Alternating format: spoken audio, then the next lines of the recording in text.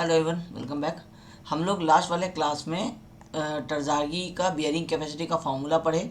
उसके बाद हम लोग पढ़े कि फैक्टर्स कौन कौन से हैं जो आपके परमिएबिलिटी कहते हैं बियरिंग कैपेसिटी को इफेक्ट करते हैं। अब हम लोगों का जो मेन फॉर्मूला था वो था CNC plus gamma DF NQ plus half B gamma N gamma. ये वाला फॉर्मूला ही आपको बार बार क्या करना है, प्रैक्टिस करते रहना है। ये जितना बार आप प्रैक्टिस करेंगे आपको ये चीज़ क्लियर हो जाएगा। मतलब सारे फॉर्मूला जो है ना वो इसी से याद रह जाएंगे। और ये क्यों याद रखना है, इसको डिराइव क्यों नहीं कर रहे हैं, क्योंकि एक तो डेरिवेशन आपको आएगा नहीं, दूसरा कि इसका डेरिवेशन इतना आसान है ही नहीं कि आपको ये एक सिंपल लैंग्वेज में समझ में आ जाए। ये आपको कोहेजन को भी कंसिडर करता है, ये आपके ओवरबर्डन को भी कंसिडर करता है, और ये आपके फुटिंग के जो साइज है, जो विथ है, उसको भी कंसिडर करता है। फिर NC NQ N गामा ये फाई के ऊपर डिपेंड करते हैं। तो कुल मिला के बहुत लंबा चौड़ा एक एनालिसिस है जिसका एक शॉर्ट में आंसर आता है कि अल्टीमेट अगर आपको बियरिंग कैपेसिटी निकालना है तो ये वाला फॉर्मूला है। अब क्योंकि जो टरज़ागी का अपना एजम्पशन था उसके हिसाब से ये जो है आपका, ये आपका स्ट्रिप फुटिंग के लिए है।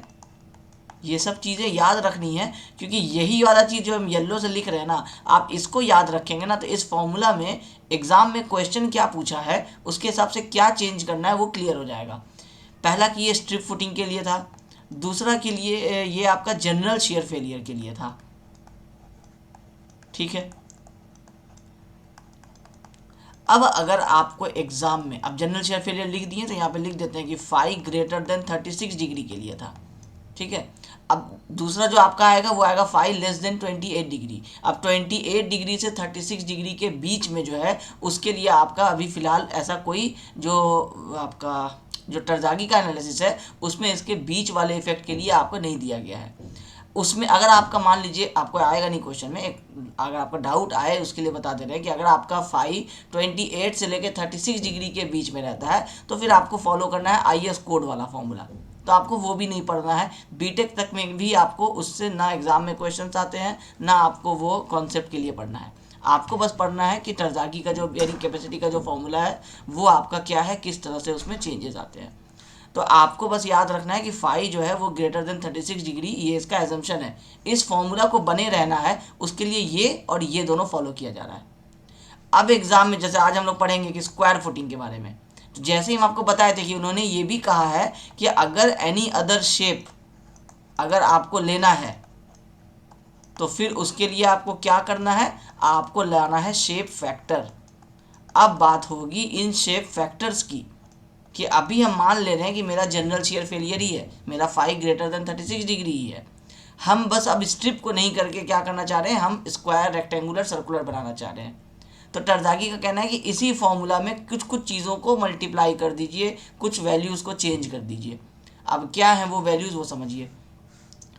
या तो हम ये आपका, ये अगर आप लिखना चाहते हैं तो इस वाले पॉइंट्स को आप नोट डाउन करके साइड में लिख लीजिए, क्योंकि ये बार आप कॉपी में लिखे रहेंगे ना तो क्या होगा कि ये आपको याद रहेगा कि ये चीज़ जो है ये इस वाले फॉर्मूला के लिए इंपॉर्टेंट है। कोई भी क्वेश्चन में पूछा, नेट अल्टीमेट पूछा, लोकल शेयर फेलियर आज आप पढ़िएगा आगे में कि अगर जनरल नहीं है लोकल आ गया, तो लोकल आ गया तो क्या चेंज होगा वो बता देंगे आपको। और उसके बाद शेप अगर आपको एग्जाम में दे दिया कि स्क्वायर फुटिंग, अब बाकी सब कुछ वही दिया है तो फॉर्मूला तो यही लगना है, लेकिन स्क्वायर दे दिया है तो इसमें जो चेंज करना पड़ेगा तो वो ये वाले जो है जो चेंजेस आप देख रहे हैं। ठीक है। अब हम इसको इरेज कर देते हैं।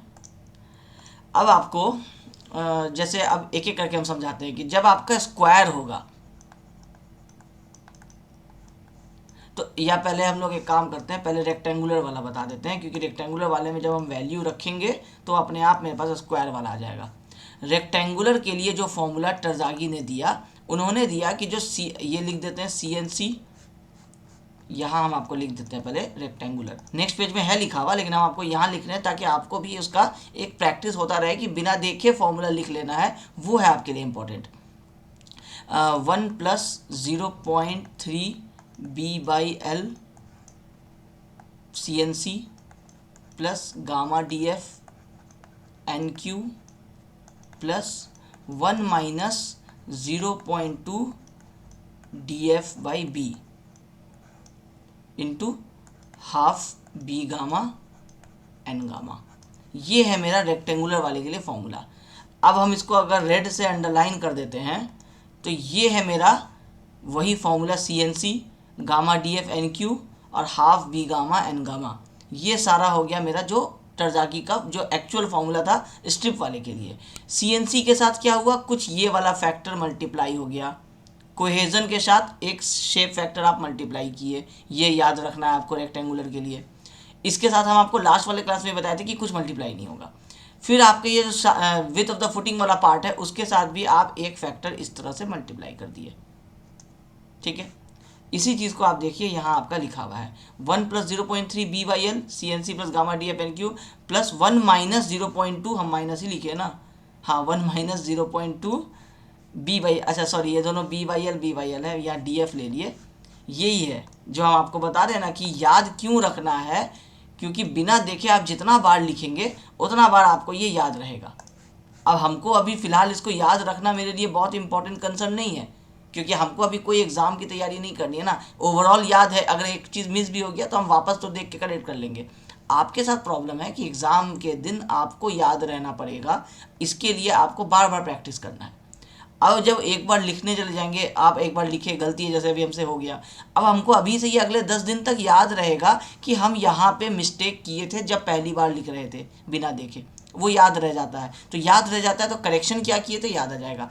अब आप ऐसे दूसरा तरीका याद कर लीजिए कि यहाँ B/L है तो यहाँ भी B/L रहेगा, ठीक है।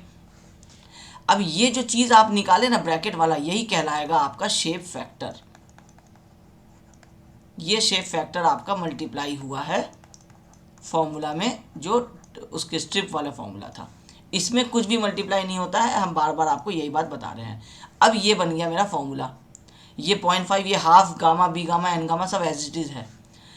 अब मान लीजिए ये रेक्टेंगुलर के लिए तो चलो आपको याद रखना पड़ेगा, क्योंकि ये क्या है, शेप फैक्टर है। ये शेप फैक्टर टरज़ागी ने दिया तो आपको ये शेप फैक्टर का वैल्यू तो एज इट इज़ याद रखना पड़ेगा, ये तो आपके पास ऑप्शन ही नहीं है ना। तो ये तो प्रैक्टिस करते रहिए, याद हो जाएगा। बाकी सारे फॉर्मूला सेम है। अब यहीं रेक्टेंगुलर से आपको बनाना पड़ा इसको स्क्वायर। अब जैसे ही आप स्क्वायर बोले तो B = L हो गया। तो जैसे ही हम यहाँ B = L कर दें या L = B कर दें तो ये दोनों क्या होगा, कट जाएगा, 1 हो जाएगा। यहाँ भी आपको ये कट जाएगा, 1 हो जाएगा। अब ये कितना, ये कन्वर्ट होकर क्या हो जाएगा, 1 + 0.3, और ये तो 1 ही हो गया तो 1.3 लिख सकते हैं CNC, ये एक टर्म हुआ, प्लस गामा DF NQ, ये तो एज इट इज़ ही रह गया। प्लस दूसरे वाले में आइए, B/L 1 हो गया, 1 - 0.2 कितना हो गया, 0.8, और बाकी जो फॉर्मूला लिखा हुआ था वो क्या था, 0.5 गामा B N गामा। यहाँ पे क्या आ गया, 1.3 स्क्वायर वाले में। अब फॉर्मूला नहीं हुआ, फॉर्मूला छोटा हो गया, लेकिन फॉर्मूला कैसे छोटा हुआ, इसी वाले में से बना। तो हम पहले रेक्टेंगल इसलिए लिखे कि रेक्टेंगल जब याद हो जाएगा तो आपको स्क्वायर वाले के लिए रटने की जरूरत नहीं है, बस इसी में B और L को एक बराबर करके 1 काट दीजिए। तो 1.3 CNC के साथ मल्टीप्लाई हो गया, और यहाँ पे क्या हो गया, 0.8 मल्टीप्लाई हो गया इस वाले फॉर्मूला के साथ। अब जब इसी को ब्रैकेट ओपन करते हैं तो ये 0.4 बन जाता है, क्योंकि 0.8 का हाफ ये दोनों को मल्टीप्लाई कर दिए तो 0.4 बन गया। लेकिन अगर शेप फैक्टर पूछा जाए तो शेप फैक्टर आपका हुआ 1.3 और शेप फैक्टर हुआ आपका 0.8। समझ में आ गया। अब यही चीज़ आपका यहाँ देखिए 1.3 CNC, और यहाँ देखिए 0.4 B गामा N गामा। वो 0.5 जो 1/2 था वो साथ में मल्टीप्लाई करके हटा दिया गया। अब ये बन गया आपका स्क्वायर वाले के लिए फॉर्मूला। अब हम सबका हमेशा स्क्वायर याद रखिए, स्क्वायर याद रहेगा तो नेट तो आप वैसे ही इस पूरे फॉर्मूला में ब्रैकेट यहाँ क्लोज कीजिए और यहाँ पे आप माइनस गामा DF कर दीजिए। गामा DF कीजिएगा तो ऑटोमेटिकली सिर्फ यहीं पे चेंज होगा, ये NQ - 1 बन जाएगा। तो इसका कभी टेंशन मत लीजिए, ये एग्जाम में बस आपको याद रहना चाहिए कि नेट निकालना है तो ग्रॉस में से गामा DF माइनस करना है, वहाँ पे आपको बस इसका काम आएगा। ठीक है, तो ये हो गया मेरा रेक्टेंगुलर वाले के लिए मेरा फॉर्मूला। ये फॉर्मूला एज इट इज़ याद रखना है। याद रखिए जो भी फॉर्मूला हम आपको पहली बार बता रहे हैं वो सारे ग्रॉस का फॉर्मूला है। टरज़ागी ने जो फॉर्मूला बताया सारे ग्रॉस का फॉर्मूला बताया। नेट निकालना है, ग्रॉस में से गामा DF माइनस कर दीजिए। ठीक है, अब इसमें जो ध्यान रखना है, जैसे यहाँ पे आप ये तो B और L ये तो आपका कट गया, यहाँ आपका B बना हुआ है और ये क्या है, रेक्टेंगुलर है। रेक्टेंगुलर या राफ्ट भी आपका रेक्टेंगुलर फुटिंग की जैसा कंसिडर होगा। मतलब जब आप राफ्ट का कैलकुलेशन करते हैं अगर, तो भी उसमें आपको QU का फॉर्मूला यही लगाना है। ठीक है, अब रेक्टेंगुलर में क्या होता है, B और L होता है और B not equal to L होगा। ये रेक्टेंगल का क्राइटेरिया है। तो इसमें जो B लेंगे कौन सा वाला लेंगे, अब हम मान लीजिए 3 मीटर बाई 2 मीटर है तो इसमें से कौन सा 2 है, कौन सा 3 है। तो यहाँ पे जो भी लेना है, चाहे आप उसको बी बोलिए, चाहे आप उसको एल बोलिए, ये हमेशा याद रखिएगा, एग्जाम में मिस्टेक हो जाएगा, ये स्मॉलर वाला साइड लेना है, smaller side. 3 metre by 2 metre है तो 2 मीटर वाले के लिए निकालिए, 3 मीटर वाला ऑटोमेटिक सेफ हो जाएगा। जो Q U S bearing capacity आप 2 वाले का निकाल लीजिएगा, 3 वाला तो ऑब्वियसली उससे ज़्यादा ही बियर करेगा ना, क्योंकि उसको तो एरिया और बढ़ के मिलेगा ना। इसीलिए याद रखिएगा बी हमेशा छोटा वाला रहेगा। और कहीं पे कोई बी का यूज़ है नहीं, ये सारा तो कट गया आपको, ये सारा बचा नहीं, ठीक है। अच्छा ये उसमें हो गया रेक्टेंगुलर, स्क्वायर में आपका ये कट गया, रेक्टेंगुलर में बी बाई एल है, तो रेक्टेंगल में तो चलो बी बाई एल आपको पता है, तो बी आपका क्या हो जाएगा, स्मॉलर वाला, एल क्या हो जाएगा, लार्जर वाला। इसको हटा देते हैं, ये जो आपका बी रहेगा ये हमेशा स्मॉलर रहेगा। बस इस चीज़ को यहाँ पे याद रखना है, इसलिए हम यहाँ पे ये लिख करके दिए हैं कि जहाँ जहाँ भी बी यूज़ होगा रेक्टेंगुलर में छोटा वाला उसका वैल्यू होगा, ठीक है। स्क्वायर में जब आ जाते हैं तो स्क्वायर में आपका ये 1.3 हो गया, ये 0.4 हो गया। अब कैसे हुआ 0.4 समझा दिया आपको। इसमें जो आपका बी है, तो क्योंकि ये स्क्वायर है तो इसको कोई फ़र्क नहीं पड़ता, कोई भी बी ले लीजिए, सब साइड तो बराबर ही होगा ना, तो इसमें कोई आपका कंडीशन नहीं है। जब सर्कुलर में आप आएंगे, अब सर्कुलर के लिए आपको इसको लॉजिक मत निकालिए, सर्कुलर के लिए आपको इसको डायरेक्टली क्या करना है, याद कर लेना है, क्योंकि लॉजिक अभी आपको इसमें नहीं बैठेगा। जो अभी हम रेक्टेंगुलर को चेंज किए स्क्वायर में, आप सोचेंगे उसी तरह से हम स्क्वायर चेंज कर दें सर्कुलर में, तो नहीं होगा। सर्कुलर और स्क्वायर में बस सिमिलैरिटी है, ये वैल्यू सेम है, 1.3 CNC 1.3 CNC, gamma D F N Q gamma D F N Q. सिर्फ 0.4 की जगह याद रखिएगा कि कम कर देना है, इसको 0.3 कर देना है। हम आपको डायरेक्टली फॉर्मूला रटने का तरीका बता रहे हैं, क्योंकि इसको आपको एग्ज़ाम में याद ही करना पड़ेगा, इसका और कोई लॉजिक आपको नहीं है, ठीक है। तो रेक्टेंगुलर आप याद रखेंगे, क्योंकि रेक्टेंगुलर से स्क्वायर निकलेगा, और क्या पता एग्जाम में रेक्टेंगुलर का ही पूछ दे तो फिर वो वाला फॉर्मूला लगाना पड़ेगा। अगर सर्कुलर पूछ दिया तो एटलीस्ट स्क्वायर याद रखिए, और स्क्वायर में बस याद रखिए कि सब कुछ सेम है, सिर्फ 0.4 अगर आपको याद रह गया तो घटा करके 0.3 कर देना है। अब फिर उसी तरह से नेट निकालेंगे तो माइनस गामा डी एफ कर देंगे। इसमें जो अब आपका बी इस्तेमाल हो रहा है, तो अब क्योंकि सर्कुलर है तो सर्कुलर तो यहाँ बी नहीं होता है, डायामीटर होता है, अब वो हर तरफ तो बराबर ही होगा, तो ऑब्वियस है कि ये बी क्या हो जाएगा, डायामीटर हो जाएगा। फॉर्मूला में बी ही लिखा हुआ रहेगा, फॉर्मूला ऐसे ही रखना है, इसको डी नहीं कर देना है। ये आपका बस पता रहना चाहिए कि ये जो बी जो होगा वो साइड ऑफ स्क्वायर फुटिंग होगा स्क्वायर वाले में, और डायमीटर ऑफ सर्कुलर फुटिंग होगा आपका सर्कुलर वाले में, ठीक है। तो ये चीज़ जो हम लोग लास्ट वाले क्लास में फॉर्मूला पढ़े थे टरज़ागी का बियरिंग कैपेसिटी वाला, ये उसका एक्सटेंशन हुआ कि अगर हम लोगों का डिफरेंट फुटिंग का शेप आ जाता है तो उस केस में हम लोगों का शेप फैक्टर इंट्रोड्यूस होगा। जो हम आपको फैक्टर्स भी बताए थे कि किन फैक्टर्स पे डिपेंड करता है, तो लास्ट वाला जो आपका फैक्टर था वो था इफेक्ट ऑफ फुटिंग शेप। यही है वो effect of footing shape. Footing का शेप चेंज हो गया तो आपका फॉर्मूला जो है वो चेंज हो गया, ठीक है। अब ये जो जितना फॉर्मूला जो 1 2 3 हम आपको अभी बताया रेक्टेंगुलर स्क्वायर, ये क्या है, टरज़ागी का फॉर्मूला है। कौन सा वाला फॉर्मूला चल रहा था, वही CNC gamma D F N Q half B gamma N gamma, वही चल रहा था ना। इसका मतलब ये सारा क्या बात किया, अभी भी जनरल फेलियर का ही बात किए हैं। अभी हम लोकल वाला वर्ड जो है वो कहीं पे भी यूज़ नहीं किए हैं। मतलब आप समझिए एक तरह से कि आप जितना भी फॉर्मूला अभी तक याद किए हैं सब जनरल शेयर फेलियर का ही है।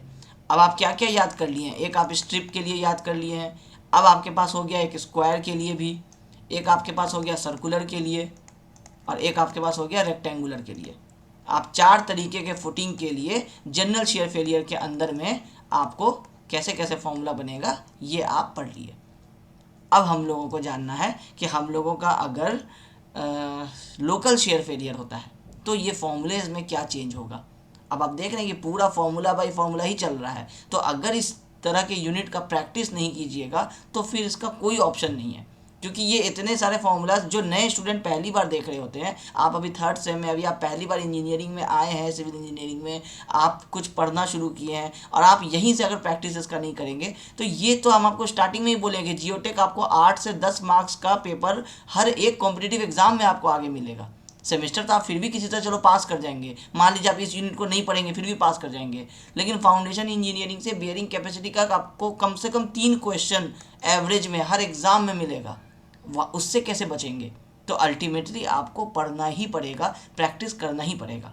आप एक बार को शेयर जो आपका फेलियर है, जो यूनिट नंबर 4 है आपका कि शेयर इन सॉइल, आप उसको छोड़ सकते हैं, एक बार को कंसिडर कर लिया जाए, क्योंकि उससे हार्डली एक क्वेश्चन आएगा हर एग्ज़ाम में। लेकिन इससे, इंडेक्स प्रॉपर्टी से, परमिएबिलिटी से, ये सब से तो 2-2, 3-3 क्वेश्चन कहीं नहीं है, वो तो आराम से आएंगे आपको। कॉम्पैक्शन से भी एक आध क्वेश्चन आएगा। तो ये वो सब यूनिट है जो यूनिट नंबर 5 है, जिसको आपको एनी हाउ याद रखना है कॉम्पिटिटिव एग्जाम तक के लिए। पूरे लाइफ में आप जब तक कोई परमानेंट जॉब फिक्स नहीं कर लेते हैं तब तक के लिए आपको इसको याद रखना है। और अगर सॉइल के फील्ड में ही जॉब करने चलेगा तो फिर तो वो और ज़्यादा याद रखना है। लेकिन आपको ये इंपॉर्टेंट है, इसलिए हम इतना आपको एक्सप्लेन कर रहे हैं कि याद रखना क्यों आपके लिए इतना ज़रूरी है। ठीक है, तो हम लोग अभी तक पढ़े सारा जनरल शेयर फेलियर के बारे में, अब हम लोग पढ़ेंगे लोकल शेयर फेलियर के बारे में। अब बात आती है कि आपका लोकल शेयर फेलियर जब होगा क्या होगा। अब तो ये सारा डिस्कशन हम लोग कर चुके हैं। अब लोकल शेयर फेलियर अगर हुआ तो क्या चेंजेस आएगा मेरे जनरल शेयर फेलियर वाले फॉर्मूला से। हम फिर से वही बात रिपीट कर रहे हैं कि जो जनरल शेयर वाला फॉर्मूला है CNC प्लस गामा DFNQ, बार बार इसको प्रैक्टिस करते रहिए और इसी को याद रखिए, क्योंकि यही है वो फॉर्मूला जिसके बाद सारे बाकी सारे फॉर्मूले हैं। अब चाहे लोकल शेयर फेलियर भी होगा ना तो फॉर्मूला यही रह जाएगा। अब क्या चेंजेस होगा, अब ये चीज़ को समझिए। अभी कुछ मत देखिए इसको, अब जो हम यहाँ लिखे हुए हैं उस चीज़ को अगर पढ़ना है तो उस चीज़ को पढ़िए, या नहीं तो हम जो समझा रहे हैं बस उसको ध्यान से सुनिए। टरजागी ने कहा कि जब आपका जो सॉइल में लोकल शेयर फेलियर होगा, मतलब आपका फाई जो है जब लेस देन 28 डिग्री होगा तो जो सॉइल का कोहेजन का वैल्यू वो लिए हैं, अब सारे एनालिसिस हम लोग किसके पढ़ रहे हैं, टरजागी के ही पढ़ रहे हैं ना, तो कोहेजन का एक्चुअल वैल्यू क्या है वो छोड़ दीजिए। अब उनका कहना है कि जो हम जनरल शेयर फेलियर में जो कोहेजन का वैल्यू लिए थे C, वो कोहेजन का वैल्यू अब इस वाले केस में फुल्ली आपको स्ट्रेंथ नहीं प्रोवाइड करेगा, फुल्ली कोहेजन नहीं मिलेगा। तो कितना मिलेगा, तो ये चेंज हो जाएगा आपका 2/3 में। जो C आपका है वो 2/3 C में कन्वर्ट हो जाएगा, मतलब 33% का लॉस हो जाएगा, 66% ही आपका इफेक्टिव रह जाएगा। तो जहाँ जहाँ भी जब भी आपको लोकल शेयर फेलियर आया तो जहाँ जहाँ फॉर्मूला में C यूज़ हो रहा था वहाँ वहाँ क्या यूज़ कर लीजिए, C' यूज़ कर लीजिए। इसका नाम दे देते हैं C'। अब ज़रूरी नहीं है आप C', आप कुछ भी लिख सकते हैं, आप C* करके लिख दीजिए, अलग दिखेगा, लेकिन आप जस्टिफाई कीजिए, फिर नीचे में आप बताइए कि C* क्या है, तो ये आपका लोकल शेयर फेलियर में C का वैल्यू है। तो जनरली जो टरजागी ने जो फॉर्मूला दिया उसमें उन्होंने C' वर्ड को यूज़ किया, तो C' जो है वो क्या है, 2/3 ऑफ C है। तो फॉर्मूला में एक चीज़ आपका चेंज हो गया। दूसरा कि जो आपका फाई था, पहले आपका फाई जो है वो 36 ग्रेटर देन 36 डिग्री था, ठीक है। अब आपका फाई लेस देन 28 डिग्री हो गया। तो जो आप इस फॉर्मूला में आप क्या कर रहे थे ना कि आप टैन का जो आप फाई था उस फाई पे डिपेंड क्या कर रहा था, NC, NQ और N गामा। अब क्योंकि आप इसका फॉर्मूला नहीं देखे हैं, इनका फॉर्मूला टैन फाई पे डिपेंड करता है। जब आप बीटेक में जाएंगे तो वहाँ आप इनका भी फॉर्मूलाज पढ़ेंगे, वो भी आपको याद रखना पड़ेगा। सिर्फ सेमेस्टर में, गेट के एग्ज़ाम तक में भी इस फॉर्मूले को याद नहीं रखा जाता है, क्योंकि ये आपको एग्जाम में वैल्यूज़ गिवन रहते हैं। क्योंकि ये कोई सिंपल इंपेरिकल फॉर्मूला वाला वैसा तो है नहीं, डायरेक्टली पुट की वैल्यू आ गया, इसके पीछे भी अपना साइंस है। तो इसमें जो NC, NQ, N गामा जो आप देख रहे हैं वो सारी चीज़ें क्या होंगी, टैन फाई पे डिपेंड करेंगी, सिर्फ फाई पे नहीं। तो जब टैन फाई पे डिपेंड करेंगी, ये फाई ग्रेटर देन 36 था तो आप NC, NQ, N गामा को NC, NQ, N गामा लिखे। अब जब आपका फाई लेस देन 28 डिग्री हो गया है तो आपका ये टैन फाई का वैल्यू चेंज हो जाएगा।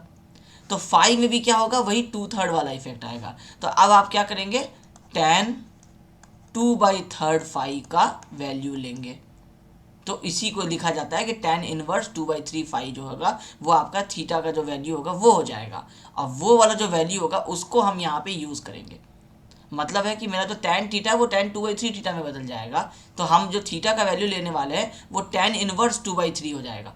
तो टैन इनवर्स 2/3 होगा तो उसके वजह से जो NC, NQ, N गामा आएगा, अब उसका नाम दे दिया गया NC', NQ', N gamma dash. सब कुछ वही है। अब इस फॉर्मूला को देखिए, अब आपका इसमें वो सारा चीज़ देखिए, C' नहीं लिख करके क्या किए हैं, डायरेक्टली 2/3 C लिख दिए हैं। आप कई बुक्स में देखेंगे C' लिखा हुआ है और फिर नीचे में यहाँ पे लिखेगा where C' is equal to 2/3 of C। आप डायरेक्टली फॉर्मूला में भी यूज़ कर सकते हैं, ठीक है। और कहीं पे तो C यूज़ हो नहीं रहा था, अब यूज़ हो रहा था आपका फाई। फाई क्या था, ग्रेटर देन 36 था, डायरेक्टली फॉर्मूला में नहीं यूज हो रहा था, लेकिन उसके वजह से एन सी, एन क्यू और एन गामा निकल रहा था। अब आप देखिए N C dash, N Q dash और एन गामा डैश हो गया। अब आपको इसमें बहुत ज़्यादा टेंशन लेने की ज़रूरत नहीं है। क्यों नहीं है? क्योंकि आप एन सी, एन क्यू और एन गामा तो वैसे भी नहीं निकाल रहे हैं, ना ए जेई लेवल के एग्जाम्स में निकालना पड़ता है, ना डिप्लोमा लेवल पे सेमेस्टर में निकालना पड़ता है, ना बीटेक के कोई कॉम्पिटिटिव एग्जाम्स में निकालना पड़ता है, बीटेक के सिलेबस में पढ़ना पड़ता है।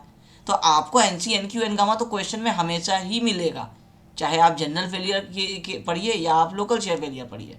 तो N C, N Q, N gamma सिर्फ आपको पता होना चाहिए कि ये फाई के वजह से चेंज हो गया है, इसलिए जो आप लोकल वाले में जो नाम होगा वो N C dash, N Q dash और एन गामा डैश होगा। क्वेश्चन में गिवन रहेगा, बी गिवन रहेगा, गामा गिवन रहेगा, आपको डी एफ गिवन रहेगा। आपको सिर्फ एन सी का जो वैल्यू होगा, जैसे ही क्वेश्चन में पढ़िए लोकल पढ़िए, सी का वैल्यू जो गिवन है क्वेश्चन का, उसको 2/3 ऑफ सी कर लीजिए।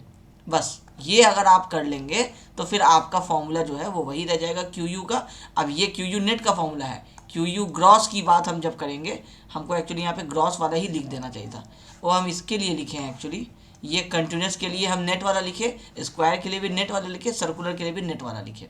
हमको ये वाला जब अगर आप ग्रॉस में बात करेंगे तो ये क्या हो जाएगा, C dash N C dash plus gamma D F N Q dash plus half B gamma N gamma dash, सब कुछ वही है, डैश वर्ड आ गया।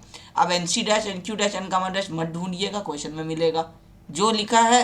अगर क्वेश्चन में डैश बोल के नहीं दिया है, सीधा दे दिया है कि आपका जो फैक्टर्स है N C, N Q, N gamma, उसका वैल्यू 5 है, 1 है, 0.9 है, आपको डायरेक्टली समझ जाना है कि लोकल शेयर फेलियर के लिए यही वाला है। बस ढूंढना है वर्ड लोकल।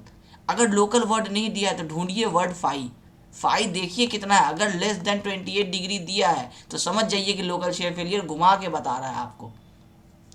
अच्छा, ऐसा भी कर सकता है कि N C, N Q, N gamma का वैल्यू आपको दे देगा जनरल शेयर फेलियर वाला ही, फाई क्वेश्चन में लिख देगा 28 डिग्री, और एक साथ में ना क्वेश्चन में देखेंगे आप एक टेबल दे देगा।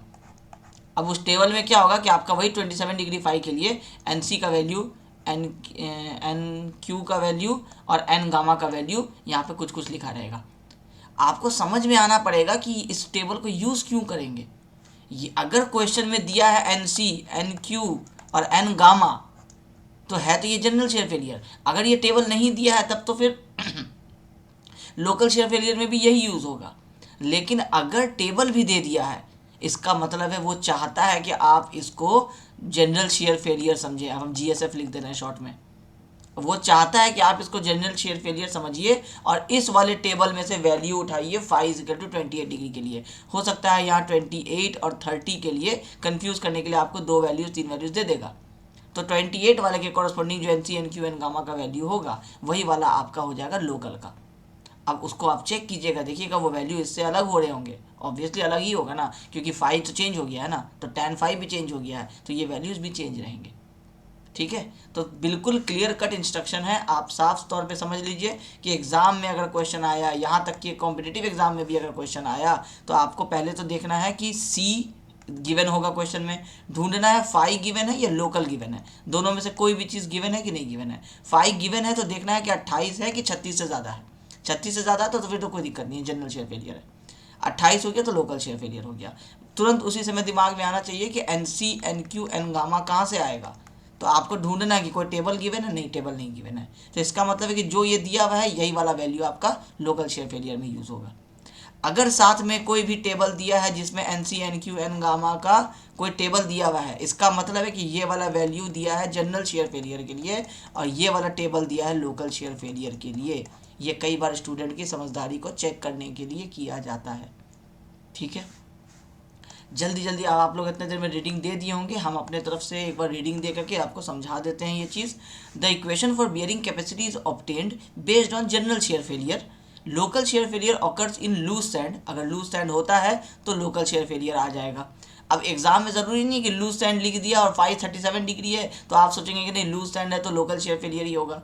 लोकल शेयर फेलियर होता है जनरली लूज सैंड्स में, लेकिन अगर लूज सैंड में 537 डिग्री है इसका मतलब है जनरल शेयर फेलियर होने वाला है, नहीं होने वाला है उसमें लोकल शेयर फेलियर। तो इससे कंफ्यूज नहीं होना है।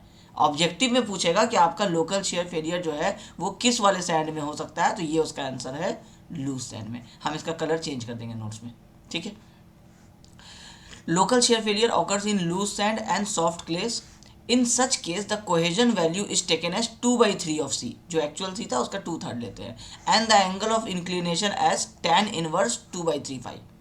इंटरनल फ्रिक्शन का आपका एंगल दिया रहेगा फाई, उसका हम लोग क्या करेंगे tan इनवर्स 2/3 फाई लेंगे, वो हम लोगों का एंगल ऑफ इंक्लिनेशन हो जाएगा। और इसके हिसाब से हम लोगों का लोकल शेयर फेलियर का N C dash N Q dash N gamma dash change हो सकता है, यानी तो क्वेश्चन में गिवन रहेगा डायरेक्ट। ठीक है, बस यही चीज़ है आपका लोकल शेयर फेलियर में। एक आपका ये वाला कॉन्सेप्ट है आपका जो रेक्टेंगुलर, स्क्वायर और सर्कुलर फुटिंग हो जाएगा उसके लिए, और दूसरा जो है आपका वो है आपका जो अब आपका लोकल शेयर फेलियर हो जाएगा। तो दो तरीके से फॉर्मूला चेंज हो रहा है। एक अब तीन कॉन्सेप्ट समझा दिए, एक जनरल शेयर फेलियर है,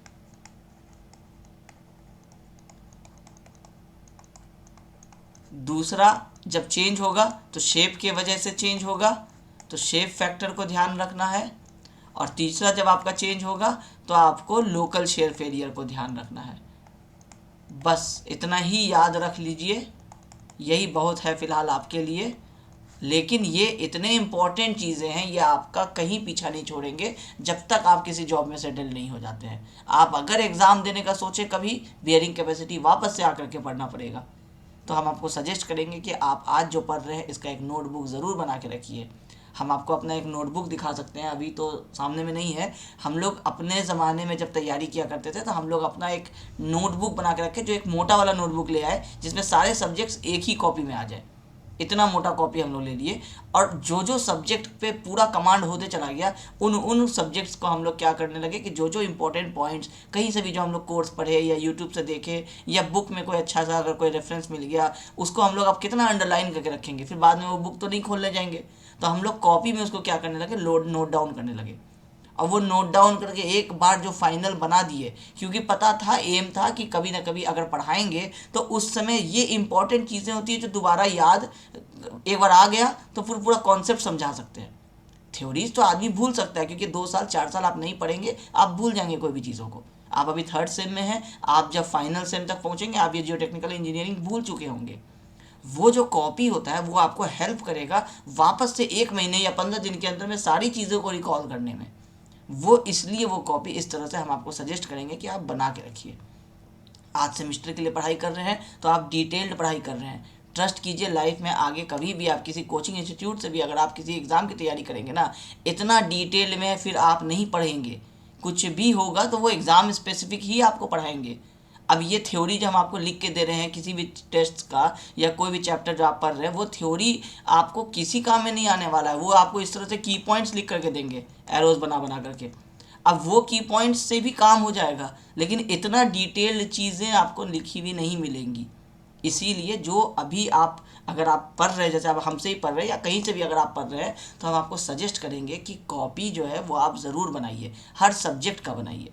जो सब्जेक्ट पे आपका कमांड आपको लगता है कि 50% से बियॉन्ड हो रहा है, उस सब्जेक्ट्स को बनाना शुरू कीजिए। दूसरा फ़ायदा, आप जब शॉर्ट, क्योंकि आज का लेक्चर छोटा है, थोड़ा सा चीज़ बता देते हैं।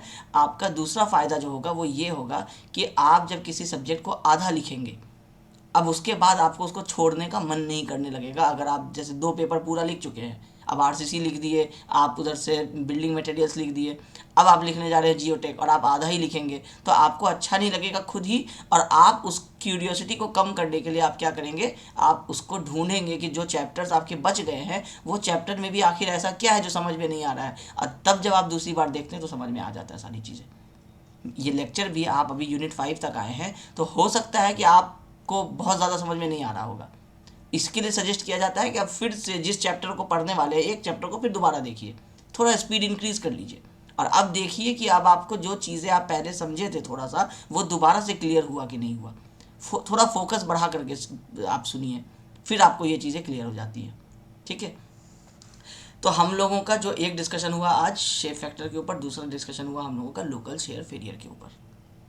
अब लास्ट जो आज का हम लोगों का डिस्कशन होगा, जो यही हम लोगों का 10-15 मिनट अभी इसी को समझाने में लगेगा, वो है इफ़ेक्ट ऑफ वाटर टेबल।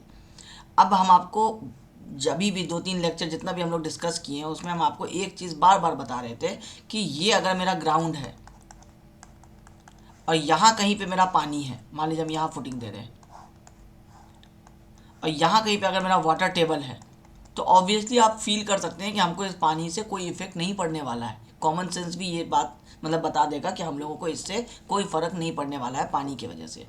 लेकिन यही पानी अगर यहाँ रहे या फिर ये पानी अगर यहाँ कहीं पे रहे, तो हम आपको लास्ट क्लास वाले में शायद डिस्कस किए थे कि फिर हम लोगों को एक तो बनाने में जो प्रॉब्लम होगा वो तो होगा ही होगा, लेकिन आपको ये भी हम एग्जांपल समझाए थे कि किसी जगह में अगर बहुत दिन से पानी जमा रहता है, जैसे किसी आप ऐसे एक गड्ढा जैसा आपका बना हुआ रहता है, आप इसमें चले जाइए। अब इसका जो ये बेस होता है ये आपका उतना स्ट्रांग नहीं होगा जितना आपका ये बाहर वाला जो बेस होगा ये जितना स्ट्रांग होगा, ये उतना आप फील कर सकते हैं, उसको पैर से टच करके आप फील कर सकेंगे कि ये वाला लूज है ये वाला हार्ड है।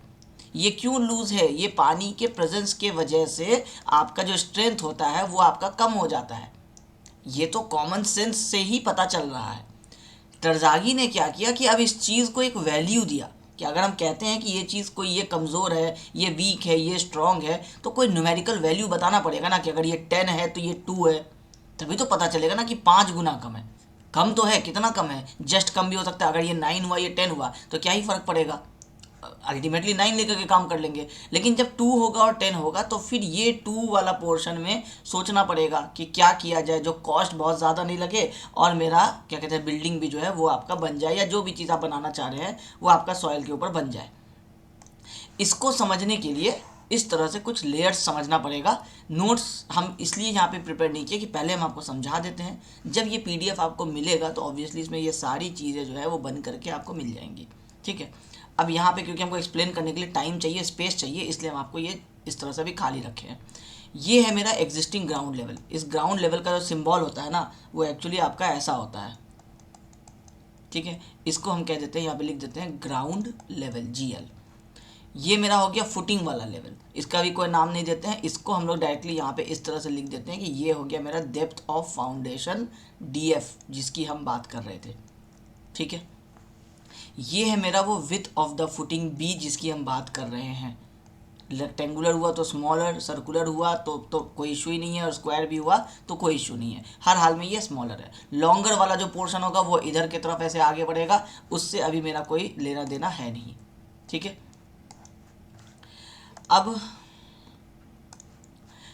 ये वाला जो मेरा डेप्थ ऑफ फाउंडेशन हो गया। अब पानी का प्रेजेंस जो है ना, इसको हम लोग अलग अलग जोन हम ये आपको बनाए हैं। ये हो गया मेरा, कोई भी नाम दे दीजिए, जोन 1 बोल दीजिए इसको या जोन 1 बोल दीजिए इसको, कोई फ़र्क नहीं पड़ता है। हर नोट्स में हर बुक में आपको अलग अलग मिलेगा। जोन 2 ही मिलेगा, बाकी जोन 3 को बहुत लोग जोन 1 भी बोलते हैं। अब बहुत लोग इस काम करते हैं, हम इसी को 3 बोल देते हैं, क्योंकि हम लोग नीचे से डिस्कशन स्टार्ट करने वाले हैं कि सबसे पहले पानी मेरा अगर यहाँ पे है, मतलब है कि ये जो लाइन है ये मेरा पानी का टॉप सरफेस है, तो अब ये हाइट्स में कुछ डिफाइन करना पड़ेगा। तो ये वाला जो हाइट है अगर ये भी मेरा B है, इतना ही कोई मतलब जितना मेरा विथ ऑफ द फुटिंग होता है उतना ही हम यहाँ से फुटिंग को अगर इस तरह से वर्टिकल खड़ा कर दें तो ये भी मेरा विथ ऑफ द फुटिंग पूरा इतना स्पेस कवर करेगा।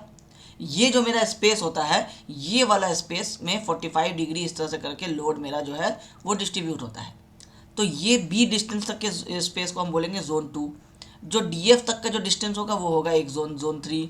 और ये जो B से नीचे, अब नीचे मतलब है कि पूरा इन्फिनिटी तक, अब इसका कोई डेप्थ नहीं है, क्योंकि इंपॉर्टेंट जो है हम आपको बताए थे पहला वाला जब चैप्टर हम लोग पढ़ रहे थे वही हम आपको बताए थे कि 2 जोन होता है सॉइल में। एक एक्टिव जोन होता है, जो फुटिंग पर का लोड आ रहा है तो कुछ इतने दूर तक का जो पोर्शन होगा ये आपका एक्टिव होगा, ये इसमें सारे लोड्स का कैलकुलेशन सारा खेला वेला होगा। और एक होगा पैसिव जोन। पैसिव जोन मतलब है कि अब वो अर्थ का इतना इंटीरियर हो जाएगा कि उसमें आपके लोड के डिस्ट्रीब्यूशन से, हम आपको कल शायद समझाए थे ना कि 2 किलोमीटर आपका नीचे का बेस हो जाएगा, तो कोई लोड आने वाला है और वो 2 किलोमीटर तक स्प्रेड करेगा तो उसमें कोई फ़र्क ही नहीं पता चलेगा। तो यहाँ पे जो स्ट्रेस होगा वो 0.0001 न्यूटन पर mm² बचेगा, मतलब अप्रॉक्सीमेटली इक्वल टू 0 हो जाएगा। ठीक है, इरेज हमको ध्यान से करना पड़ेगा, अदरवाइज हम जितनी चीज़ें इसमें बनाने वाले हैं सब चीज़ें इरेज हो जाएंगी। ठीक है, अब जो मेरा ये एक्टिव जोन है, अब एक्टिव जोन में मेरा जो इम्पोर्टेंट होगा वाटर टेबल के इफ़ेक्ट के लिए, वो मेरा जो इम्पोर्टेंट होगा वो सिर्फ और सिर्फ मेरा ये वाला जोन तक होगा, जितना मेरा ये विथ ऑफ द फुटिंग है। फुटिंग पहले ही हम ग्राउंड से नीचे रखे DF डेप्थ तक, वहाँ से भी हम B डेप्थ तक नीचे आ गए। अब इतने दूर तक में अगर पानी आएगा, इसका मतलब है कि जोन 3 में अगर पानी आया वाटर टेबल प्रेजेंट, शॉर्ट में लिख दे रहे हैं, बाकी नोट्स में पूरा लिख देंगे, तो इफेक्ट आएगा, इफेक्ट होगा। जोन 3 अब हम इसको बोले हैं तो अब ये ध्यान रखना है। तो ऊपर वाले में अगर पानी यहाँ कहीं आएगा तो इफेक्ट होगा, कितना होगा कैलकुलेट करेंगे।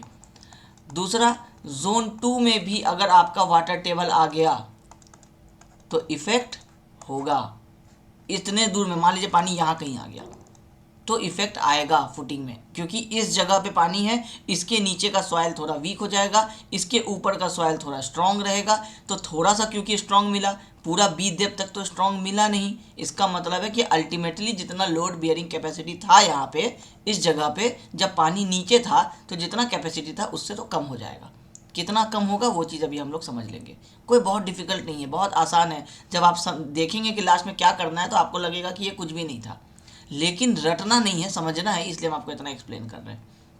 ठीक है, तो पानी कहीं भी यहाँ तक भी आ गया, यहाँ तक भी आ गया तो आपका इफेक्ट पड़ेगा। क्यों? क्योंकि इतना डेप्थ में जो इस गामा होगा वो अलग हो जाएगा और इतने डेप्थ तक का जो गामा होगा वो अलग हो जाएगा। तो दो अलग अलग गामा है और ऑब्वियसली ये वाला गामा जो नीचे वाला है ये कम होगा क्योंकि पानी मौजूद हो गया है। तो सॉइल का आप यूनिट वेट के बारे में पढ़े ना, गामा 5 टाइप्स के आप पढ़े हैं, आप ड्राई पढ़े हैं, सबमर्ज पढ़े हैं, सैचुरेटेड पढ़े हैं, बल्क पढ़े हैं और सॉइल सॉलिड्स का पढ़े हैं। तो उसमें से कोई एक वाला ये हो जाएगा। अभी कौन सा होगा समझ में आ जाएगा। गामा सबमर्ज होगा, ये तो आपको समझ में आ ही रहा होगा क्योंकि पानी में जब सबमर्ज हो गया है तो नीचे का जो यूनिट वेट है वो आपका गामा सबमर्ज ही कहलाएगा। ठीक है, अगर ये पानी यहाँ पहुँच गया इस जगह पे, ये जो जहाँ पे बी आपका ख़त्म होता है जस्ट उस लाइन पे आ गया तो कोई इफेक्ट नहीं पड़ेगा आपको, क्योंकि ये बी डिस्टेंस जो है ये क्लियर होना चाहिए पानी से। अब यहाँ से जस्ट 0.01 ऊपर भी पानी रहा तो इफेक्ट पड़ेगा। ये 0.0 मान लीजिए इसको, इस पे पानी रहा तो आपको कोई इफेक्ट नहीं पड़ेगा। और इसके नीचे कहीं भी पानी रह जाए, मतलब जोन 1 में कहीं पे भी आपका पानी आ जाए, आपको water table present, no effect. तो इसका मतलब है कि अब आपको एग्ज़ाम में क्या करना है, न्यूमेरिकल में ढूंढना है एक और चीज़ कि वाटर टेबल क्वेश्चन में गिवन है कि नहीं गिवन है। अगर नहीं गिवन है तो समझ जाइए पानी का कोई इफेक्ट नहीं है, कोई प्रॉब्लम नहीं है।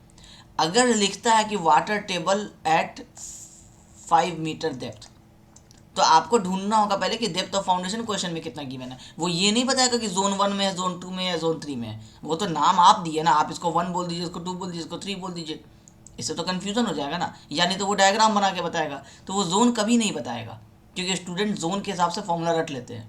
वो क्या बताएगा कि water table at 5 metre depth. अब आप इसका डेप्थ ऑफ फाउंडेशन क्वेश्चन में गिवन है कितना, 1.5 मीटर। विथ आप कितना का दे रहे थे, 2 मीटर का दे रहे थे, तो ये वाला डिस्टेंस भी कितना हो गया, 2 मीटर हो गया। 2 + 1.5 कितना हो गया, 3.5 मीटर हो गया। अब इतने दूर में पानी अगर रहता तो प्रॉब्लम होता, पानी नहीं है इसके, पानी आपका 5 मीटर पे है, आपको समझ में आ गया कि नो इफेक्ट। इसका मतलब है पानी दिया हुआ है वाटर टेबल, लेकिन आपको कुछ कैलकुलेशन में ध्यान नहीं देना है, आपको अपना कैलकुलेशन करना है। लेकिन अगर वाटर टेबल लिख दे आपका कि 3 मीटर पे, अब 3 मीटर ऊपर से लिख दिया है तो 1.5 ये वाला, अब उसके बाद 1.5 और यहाँ तक आएगा। यहाँ पे वो कह रहा है कि पानी का टेबल, वाटर टेबल मौजूद है। अब टोटल ये कितना था, 3.5 था, लेकिन कहाँ दे दिया वाटर टेबल, 3 मीटर पे दे दिया, तो पानी आ गया यहाँ।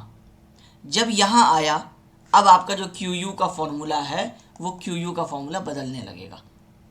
क्या बदलेगा, किस, अब आपको जब हम फॉर्मूला लिखाए थे तो हम आपको बताए थे फर्स्ट या सेकंड वाले लेक्चर में कि CNC plus gamma DF NQ plus half B gamma N gamma, ये हम लोगों का तो फॉर्मूला हो गया। इनकेस अगर छूट भी गया था तो हम अभी एक्सप्लेन कर देते हैं। वैसे हम पहले ये बात बताए हुए हैं कि ये तीनों वर्ड किस किस चीज़ के लिए है, अभी हम दोबारा आपको ये चीज़ एक्सप्लेन कर देते हैं।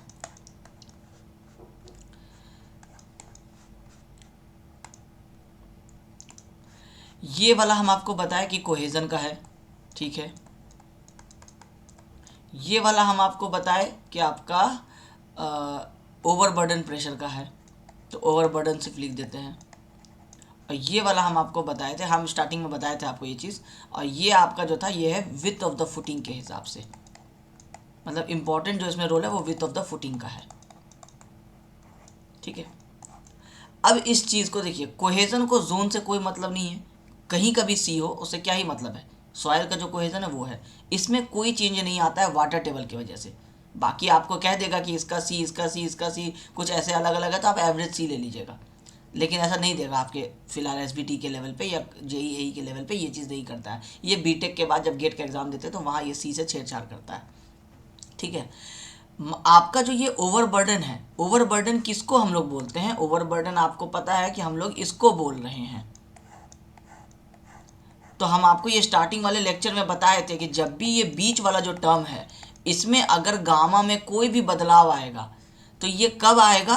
जब पानी का वाटर टेबल जो है आपको कहीं इस जोन से इस जोन, मतलब जोन 3 में अगर वाटर टेबल मिलेगा तो इसका मतलब है कि इस वाले का गामा बदल रहा है, अदरवाइज जो दिया है वही रहेगा। तो यहाँ का एक गामा होगा, इसको हम बोल देते हैं गामा 1। तो ये वाला क्या है? गामा 1 है, इतने दूर का। आपको एग्जाम में देखिएगा, अगर जब आप कोई न्यूमेरिकल देखेंगे अच्छा वाला किसी भी बुक में, तो आप देखेंगे यहाँ गामा, सब में अलग अलग गामा दिया हुआ है। यहाँ ये जो है ये विड्थ ऑफ द फुटिंग पे डिपेंड करता है। विड्थ ऑफ द फुटिंग मतलब यहाँ ये वाले लेवल, ये वाला लेवल का मतलब क्या है? इसके नीचे वाला जो सॉइल है इसकी ही बात हो रही है ना। ये वाले लेवल के ऊपर में जो एक सॉइल था जो ओवरबर्डन में काम आ रहा है, इसके नीचे में एक सॉइल है जो आपका ये विड्थ ऑफ द फुटिंग में ये रोल प्ले कर रहा है। इसको बोलते हैं गामा 2 और इसको बोल देते हैं गामा 2। अब ये गामा 2 जो है ये पूरा गामा 2 ही था, लेकिन पानी आ गया, पानी आ गया। तो अब आपको पानी कहाँ तक आ गया? ये 1.5 मीटर ऊपर से, और यहाँ से ये नीचे से अगर हम 2 मीटर लिए थे डेटा में तो ये हो गया 0.5 मीटर। अब 1.5 मीटर में तो गामा 2 रहा, जो वैल्यू क्वेश्चन में गिवन था वो वही रहा, लेकिन 0.5 वाले में क्या हो गया? यहाँ पे पानी आ गया, पानी आ गया तो ये सारा सॉइल में क्या हो गया? पानी भर गया, पानी भर गया तो ये गामा कौन सा हो गया? सबमर्ज्ड हो गया। ये कौन सा हो गया? बल्क हो गया। ये कौन सा हो गया? सबमर्ज्ड हो गया। ठीक है, अब बल्क और सबमर्ज में अभी कंफ्यूज नहीं होना, बस इतना समझना है कि अगर यहाँ तक पानी आया है तो ये गामा का वैल्यू चेंज होके गामा डैश हो गया, गामा 1 हो गया, गामा 2, गामा 3, जो भी आप उसको इसका नाम रखना है वो नाम रख लीजिए। लेकिन इतना तो समझ में आ रहा है कि क्योंकि पानी आया है तो इसका मतलब है कि मेरा ये वाला जो गामा होगा ऑब्वियसली इस वाले गामा से कम होगा। सूखा मिट्टी ज़्यादा हार्ड होगा, गीला मिट्टी ज़्यादा हार्ड नहीं होता है। कॉमन सेंस वहाँ से समझ में आ जाएगा कि ये वाला वैल्यू कम होगा, ये वाला वैल्यू ज़्यादा होगा। अब अल्टीमेटली फुटिंग में क्या फ़र्क पड़ा? तो आपको क्या करना पड़ेगा? ये जो आप गामा लिए हैं ये तो आप इस पूरे बी के लिए लिए हैं ना, तो अब आपको पूरे बी के लिए एक एवरेज गामा निकालना पड़ेगा। अब एवरेज गामा कैसे निकालेंगे? तो गामा 2 वेटेड एवरेज कर लेंगे। गामा 2 जितना है और कितने हाइट पे है तो इंटू 1.5 प्लस गामा डैश कितने पे है तो इंटू 0.5 डिवाइडेड बाई 1.5 प्लस 0.5 2, मतलब दोनों ये x1 वेटेड एवरेज क्या किए? a1 x1 plus a2 x2 divided by a1 plus a2 करते हैं तो हम लोगों का क्या आ जाता है? x बार मिल जाता है ना। उसी तरह से यहाँ पे गामा बार है, आपको गामा का मीन निकालना है तो gamma into x plus gamma 2 into x2 divided by x1 plus x2 कर दीजिए तो एवरेज गामा निकल जाएगा। वो वाला एवरेज गामा लीजिए। अब ये जो एवरेज गामा लिए कहाँ पे रखेंगे? जिसमें फ़र्क पड़ रहा है। किस में फ़र्क पड़ रहा है? गामा 2 में, तो यहाँ पे रखेंगे। तो अब हम इसको इरेज कर देते हैं सारी चीज़ों को, सब चला जाएगा ना, कोई बात नहीं।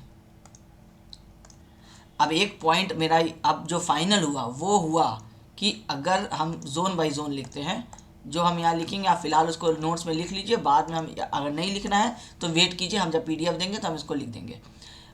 If water table is in ये जोन 1, 2 और 3, if water table is in zone 1, ये मेरा हेडिंग हो गया। तो मेरा QU क्या रहेगा? जो था वही रहेगा। अब जो दरजागी ने किसके लिए फॉर्मूला दिया था? जनरल शेयर फेलियर के लिए फॉर्मूला दिया था, तो जनरल शेयर फेलियर वाला फॉर्मूला एज इट इज़ यहाँ पे लिख दीजिए। एग्जाम में ध्यान रखिएगा कि स्ट्रिप के लिए ही दे रहा है या जिसके लिए भी QU का वैल्यू होगा, अगर स्क्वायर पूछा, रेक्टेंगुलर पूछा, जिसका पूछा उसका जो मेन फॉर्मूला है एज इट इज़ वही रहेगा। इसका मतलब क्या हुआ? ब्रैकेट में यहाँ पे लिखे नो चेंज इन QU। ठीक है, अब दूसरा कंडीशन कि जब मेरा वाटर टेबल जो है, if water table is in zone 2। अब इन जोन 2 लिखने का मतलब क्या हुआ कि इस पॉइंट से इस पॉइंट के बीच में कहीं पे, क्योंकि इस पॉइंट में भी अगर आ गया तो आप कहेंगे ना कि ये पूरा सॉयल सर मेरा क्या हो गया? गामा डैश हो गया।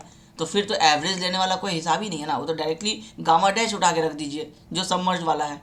यहाँ पे अगर रह गया तो हम कहेंगे कि नो इफेक्ट। क्यों? क्योंकि इसके नीचे वाला तो अब मेरा इफेक्ट रहेगा ना, ऊपर वाला तो मेरा वही है जो रह जाएगा, तो गामा 1 हो जाएगा उस केस में। ये वाला जो वैल्यू है ये गामा 2 जो लिए थे तो गामा 2 हो जाएगा। ठीक है, तो अब जब मेरा वाटर टेबल जोन 2 में आ जाएगा, मतलब कहीं बीच में आ जाएगा, तो हमको लेना पड़ेगा गामा बार।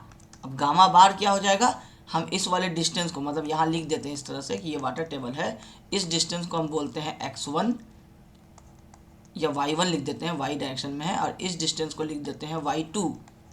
तो मेरा क्या हो जाएगा कि ये गामा 2 जो है अब मेरा पूरा तो नहीं रहा ना, अब मेरा ये जो है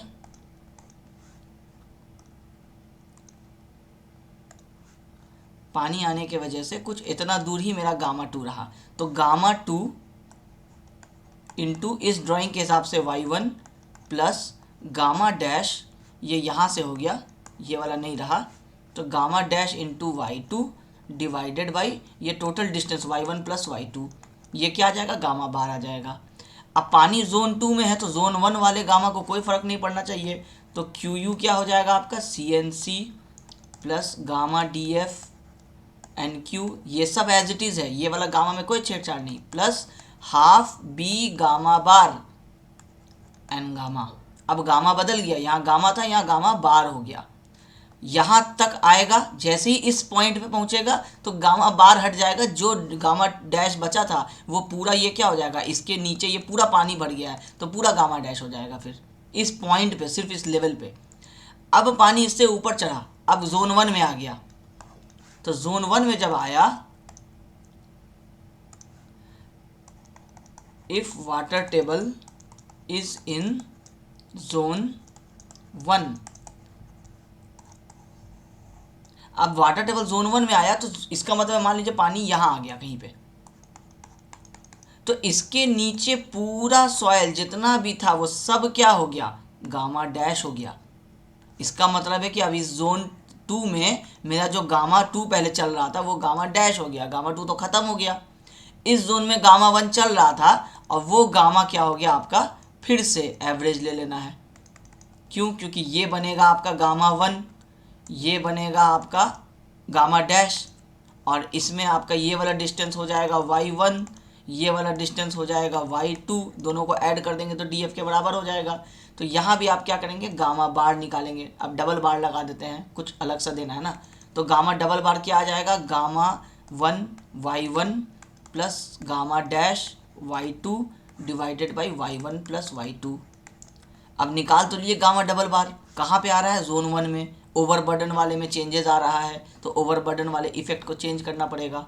अब यहाँ पे QU का फॉर्मूला लिखेंगे तो CNC तो मेरा एज इट इज़ चलता रहेगा, यहाँ पे हो जाएगा गामा डबल बार DF NQ, ये वाला का इफेक्ट ले लिए जो भी एवरेज लेना था।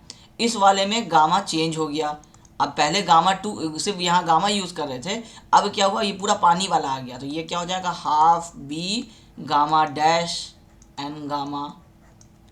अब ये सारी चीज़ें, ये जो अंडरलाइन कर रहे हैं, ये सारी चीज़ों को देखिए और समझिए कि हम क्या चेंज किए और क्यों, कहाँ पे चेंज नहीं किए।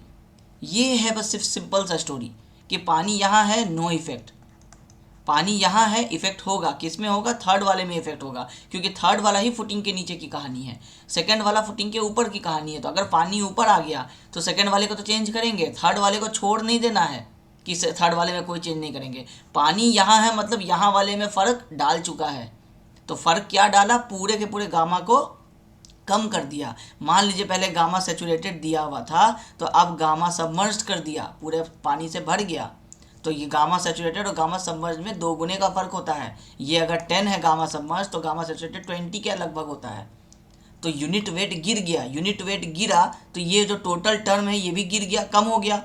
कम हुआ तो जितना आप QU पहले ऐड किए थे जब सूखा हुआ था, तो जितना आप गीला वाले में ऐड करेंगे, पानी वाटर टेबल जब ऊपर आ गया उसमें जब आप ऐड करेंगे तो आपका उतना वैल्यू नहीं देगा। तो आपका इफेक्ट ऑफ वाटर टेबल क्या है, QU डिक्रीजेज, QU घट जाता है। पानी अब ये ऑब्जेक्टिव क्वेश्चन बन गया कि जब जब वाटर टेबल ऊपर आएगा, जितना अपने जगह से पानी अगर 1 मीटर ऊपर आया तो कुछ ना कुछ वैल्यू से QU गिरेगा। अब कितना गिरेगा उसके लिए कैलकुलेशन करना पड़ेगा। डायरेक्टली लीनियर नहीं बोल सकते कि एक ऊपर गया पानी तो 1 किलोन्यूटन से नीचे गिर जाएगा क्यू यू, ऐसा नहीं है। कुछ यहाँ चेंज होगा, कुछ यहाँ चेंज होगा, ये एज इट इज़ रह जाएगा। ठीक है, ये सारी कहानी किस में बता रहे हैं, जो आपके सैंड्स हो गए, लूज सॉइल हो, हार्ड सॉइल हो, इसमें। क्ले में ये स्टोरी नहीं चलता है क्यों, तो क्ले के लिए आपको फिलहाल नहीं पढ़ना है। आप बस इतना याद रख लीजिए कि ये not applicable in clay. Clay में तो इतनी कहानी वैसे भी नहीं होती है। Not applicable in clay. Clay आपको पढ़ना है कॉम्पिटिटिव एग्जाम के टाइम पे। क्ले आपको पढ़ना है बीटेक में। आपको अभी डिप्लोमा लेवल पे सिर्फ जानना है कि सैंड में, ग्रेवल में, इसमें क्या इफेक्ट पड़ने वाला है, कोर्स ग्रेन सैंड्स में, सॉइल्स में क्या इफेक्ट पड़ने वाला है पानी के ऊपर नीचे होने की वजह से। अब सोचिए ना, आप परमेबिलिटी पढ़े हैं ना आप, क्ले में तो पानी ट्रेवल ही नहीं करेगा ना, यहाँ से वाटर टेबल यहाँ पहुँचने में तो 200 साल लग जाएगा उसको। तो इतना दिन में आपको क्या ही फर्क पड़ने जा रहा है। तो क्ले परमिएबिलिटी पढ़े, उसी से ये जुड़ा हुआ कॉन्सेप्ट यहाँ समझ में आ जाएगा आपको कि क्ले का इफेक्ट नहीं पड़ने वाला है। कुछ पढ़ेगा, दूसरा चीज़ होगा, वो अभी आपको फिलहाल नहीं पढ़ना है उसके बारे में। ठीक है, तो इतना जान लीजिए कि ये क्ले के लिए एप्लीकेबल नहीं है। क्ले के लिए एग्जाम्स में पूछता है, कॉम्पिटिटिव एग्जाम्स में, तो उसके लिए पढ़ाई फिर पढ़नी पड़ती है। एसबीटी का सिलेबस इतना नहीं सफिशिएंट है कि कोई कॉम्पिटिटिव एग्जाम डायरेक्टली एसबीटी पढ़ के निकाल लिया जाए।